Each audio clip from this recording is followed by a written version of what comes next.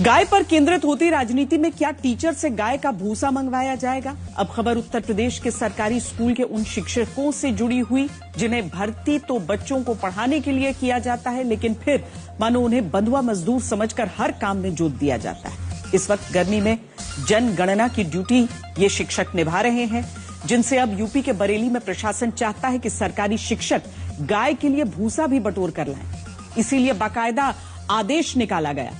कहा गया है कि हर स्कूल को 7 दिन में 46 किलो भूसा लेकर आना है, वरना एक्शन लिया जाएगा।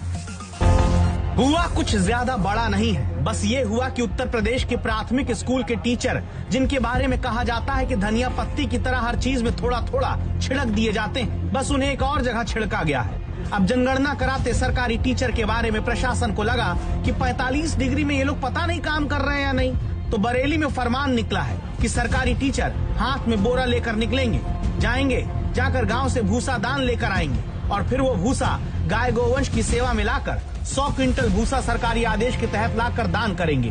गौ सेवा को केवल एक सरकारी कार्य न समझते हुए इसको एक व्यक्तिगत रूप से एक कह सकते हैं कि एक धार्मिक परोपकार के रूप से भी इसको जोड़कर देखें, क्योंकि जब इसको देखेंगे तभी इसको हम बेहतर तरीके से उनकी सेवा कर सकें। क्योंकि वो मुंह पे वो बोल नहीं सकते हैं, लेकिन सेवा का एक मतलब वो समझते हैं। आपको लगेगा कि अरे ये क्या मजाक है, गाय के भूसे का इंतजाम सरकारी टीचर क्यों करेंगे?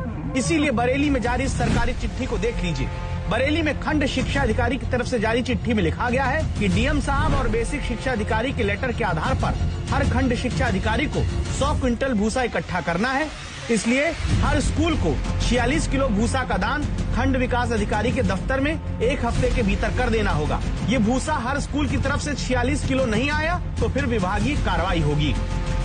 हम लोग जनगणना कर रहे हैं, इससे पहले एसआईआर भी दे चुके हैं। हम लोगों का मेन काम है शिक्षा, और हमें शिक्षा तक ही रहने दें, यही हमारी अपील अधिकारियों से। हमारी ड्यूटी सर विद्यालयों में पढ़ाने की है, ना कि सर हमारे जो पंचायत के या राजस्व के कार्य करने की है। ये सर चाहे प्रधानों से कहा जाए या राजस्व से कहा जाए या पंचायत विभाग से कहा जाए, ये हमारा काम नहीं है। हमारे लिए शुरू में ही हमारे लिए स्कूलों से अलग कर दिया गया है। पहले एसआईआर में कम से कम हमारे 6 महीने चले गए, जिसमें हमारे बच्चे पढ़ नहीं पाए। अब छुट्टियां पड़ी हमारी, अब हमको जनगणना में लगा दिया। ये उचित नहीं है भाई। शिक्षक आज आप भूसे इकट्ठा करवा रहे हो, कल को आप कहोगे कि क्या नाम है गाय भैंसों का गोबर साफ करिए जाके, या उनके क्या नाम है बच्चों को नहलवाइए, बछड़ों को नहलवाइए जाके। टीचर को भूसा लेकर आओ कहने वाला ये आदेश कोई नया नहीं है। पढ़ाने के अलावा सरकारी स्कूल के टीचर इतने काम करते हैं कि कोई सोच ही नहीं सकता कि वहाँ पढ़ाई हो पा रही है या फिर नहीं, क्योंकि मिड डे मील की सब्जी लाने से लेकर मिड डे मील का सिलेंडर लाने तक, मिड डे मील बनवाने से लेकर किताबें लाना बंटवाना, स्कूल की रंगाई पुताई कराना, शिक्षा समिति का खाता संभालना, बच्चों को घरों से स्कूल लेकर आना, विद्यालय प्रबंध समिति का काम, रैपिड सर्वे अपार आईडी बनाना जैसे काम, पोलियो ड्रॉप पिलवाना, बीएलओ बन जाना, चुनाव ड्यूटी करना, जनगणना कराना, दिवाली पर दीपोत्सव के दीप लगाने से लेकर बड़े सरकारी कार्यक्रम में भीड़ बढ़ाने वाली जिम्मेदारी इन्हीं सरकारी स्कूल के टीचर को ही दे दी जाती है। स्वास्थ्य विभाग की तरफ से जो दवाएं बंटवानी होती हैं वो भी ये बंटवाते हैं। जागरूकता अभियान जैसे मच्छर से बचने के उपाय, टंकी नाली कैसे साफ होगा, टीकाकरण, ये सब सरकारी स्कूल के मास्टर साहब लोग करा रहे हैं। इस वर्ष में देखना जो हमारे सरकारी विद्यालय हैं उनमें सबसे ज्यादा नामांकन कटेगा। उसका कारण ये है क्योंकि हम लंबे समय से विद्यालय में पढ़ा नहीं पाए हैं, क्योंकि हम हमारे लिए अन्य कार्यों में लगा दिया गया है।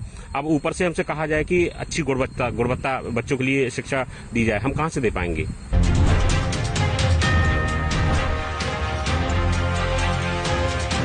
टीचर ही भूसा गायों के लिए लेकर आए ऐसा आदेश देने वाली सोच असल में बच्चों के भविष्य के बारे में सोचती नहीं। ऐसे अधिकारी और प्रशासन को ना तो काम करना आता है ना काम कराना आता है। ऐसी सोच वालों के दिमाग में भूसा भरा हुआ है और ऐसे आदेश देने वालों पर कार्रवाई होनी जरूरी है।